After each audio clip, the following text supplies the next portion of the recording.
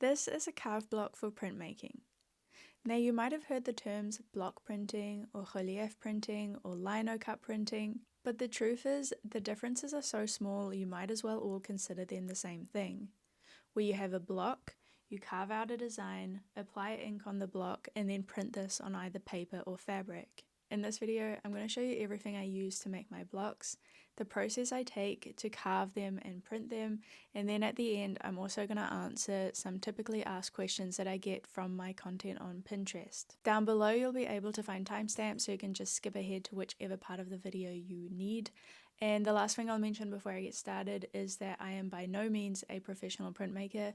This is very much a hobby for me. It's something that I really enjoy and that I've been doing on the side for a while now, but I'm definitely not a professional. I also don't have a large budget for printmaking, I don't have any fancy equipment, and in fact I actually have a very small amount of printing materials and tools. So overall, if you're on a bit of a budget and you just want to try out block printing, make a few t-shirts for yourself or some friends, this is probably a very good video for you. But if you're trying to get into printmaking a bit more professionally, you've got a larger budget to spend on quality items and tools, there's probably a lot better suited content creators and printmakers out there for you. Now I'm going to go over everything you will need to make your first block. You will need a glass plate to roll your ink on, the block that you will be carving and printing, a carving tool with a few different tips, textile block printing ink, 1 to 2 rollers, a blade or scissors, pencil, pen and a paintbrush, some clips, plain paper, and the item that you will be printing on. To roll out the ink, I would recommend using glass because it is a material that will not soak up your ink. If you use a material that is more porous, it will soak up your ink, meaning that you are losing product, but also meaning that it might stain the surface of what you're using.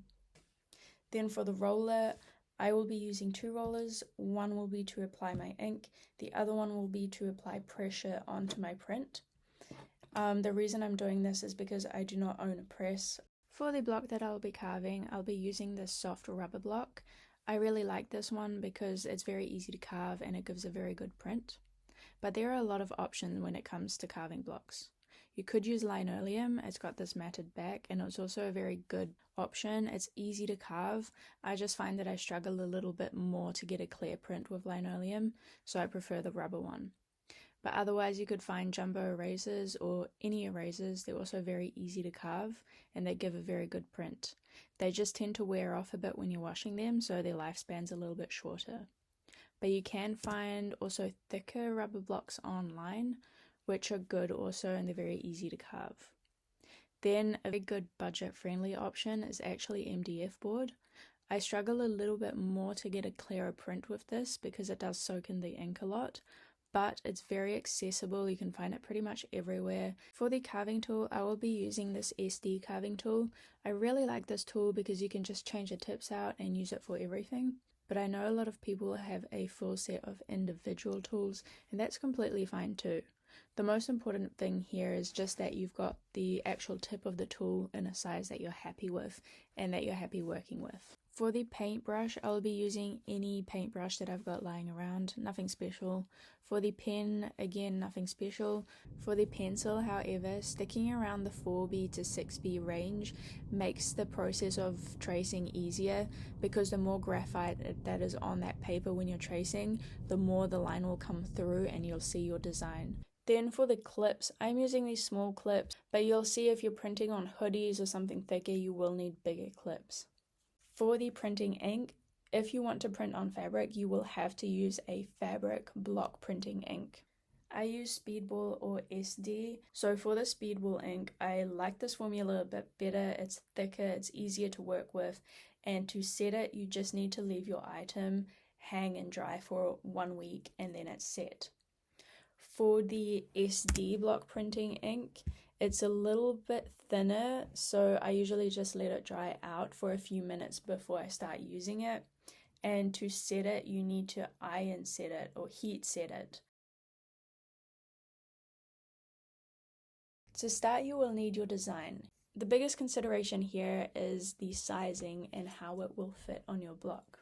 When I'm happy with my design and the sizing, I'm going to flip around that paper, and behind the design I'm going to cover that entire section in pencil so that it can transfer easily onto my block.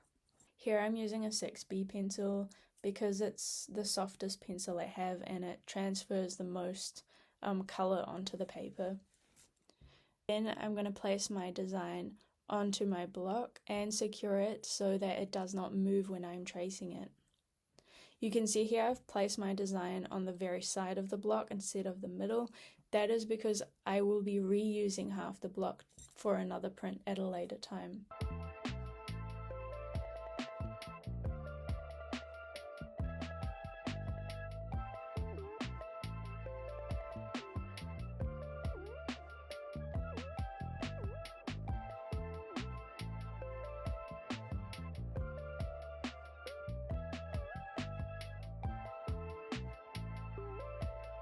Once you have traced the whole design, take off the paper and you should have a very good replica of your design on your printing block.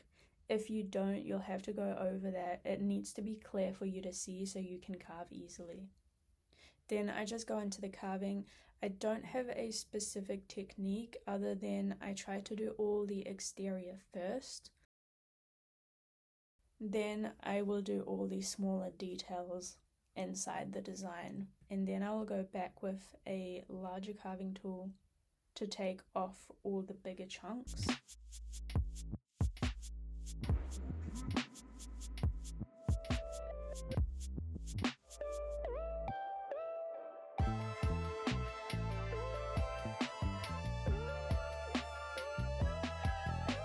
Once I'm happy with the design, I will just cut it out from the rest of the block and then go on with a large cutting tool so that I can clean up all those edges and that the design's a little bit cleaner when I print it.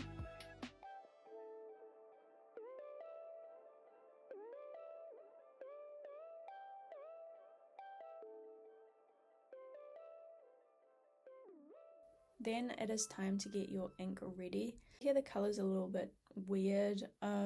It's not a big concern. Once it's just all rolled in, it should be fine. And you can see here I've got a few different sections where I've created the thickness that I want. And I am doing my first pass on the design, making sure that the entire surface is covered in ink. At this stage, I usually do a test run on a piece of paper just to make sure that I am happy with the design, I'm happy with how I carved it and how it turns out before actually printing it on fabric. This ink is fine to print on paper as well. You can use fabric block printing ink to print on paper, but you cannot use paper block printing ink to print on fabric.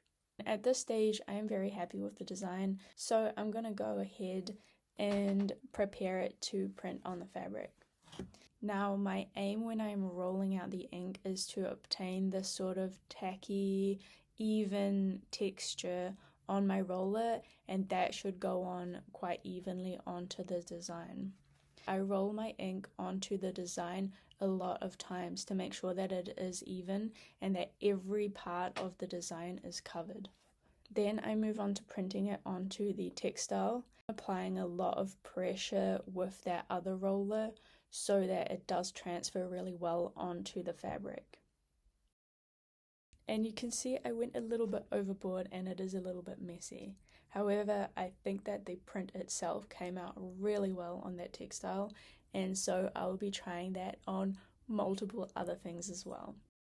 If your print comes out a little bit light in parts, that's where it's really handy to have a paintbrush so you can just add a little bit more ink where it's needed. Now, if you have used the Speedball block printing ink, you will need to just find a safe space to put these items to dry for 7 days so that they set properly before you can use them. If you have used a block printing ink that requires heat setting, you'll just need to let these dry and then you can heat set them and they will be ready for you to use immediately after that. Now I'm just going to answer some questions that I get through Pinterest, just so that it's clear for everyone if you want to stick around and listen to that. Otherwise, I hope that you enjoyed this video and good luck with your first few prints. So the first question I'll be answering is whether I stamp the blocks by hand or if I use any tools or a press. So typically I will use either a second roller just to apply some pressure on the block when I'm printing it, or I will use a book or something like a MDF board, something flat, and then put that on top of my print and press on that to have an even distribution of pressure onto the print so that it prints evenly onto the textile or the paper underneath. The thing is, I do not own a press, and I probably will not own a press for some time. So that's just the methods that I have been doing. If you do own a press, that's probably how you're going to get the best print using that press, because it really does distribute the pressure evenly, and it can usually put a lot more pressure than what we as humans are able to put onto the print. The next question is whether it is safe to wash off the excess ink from your roller and your ink plate into the sink.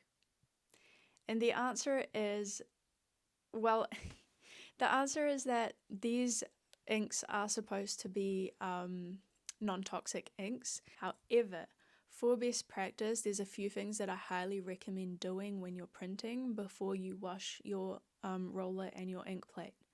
The first thing is I really recommend using as much ink as possible. So I usually just print until I've got no ink left on my ink plate. So even if I've printed a few items and I'm happy with that, I will probably keep printing either paper or something else until there's really nothing left on my plate to be able to print with. Then the next thing you can do is actually wipe off the excess ink just using a wet wipe to try and get as much of that excess ink off the roller and the plate before you wash it in the sink. When you do wash it in the sink, you will see that the ink comes off straight away. It's very easy to come off. But yeah, just try and minimize the amount of ink that actually does go down the drain. The next question is what ink I use, and again, I would recommend Speedball over anything. It's definitely the one I've used the most and that I prefer, but otherwise SD also have a pretty good ink. I haven't tried anything else, and to be honest, the Speedball ink and the SD ink are good enough for me. They're actually great, so I don't think I'll be trying anything else unless there's a specific reason for me to. And in recommendation, definitely the Speedball is my number one.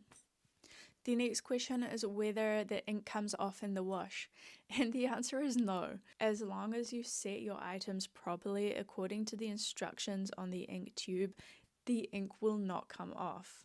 And I can very much promise you that it will not come off. I wear printed items every day and wash them every week, and the ink does not come off. It will not come off.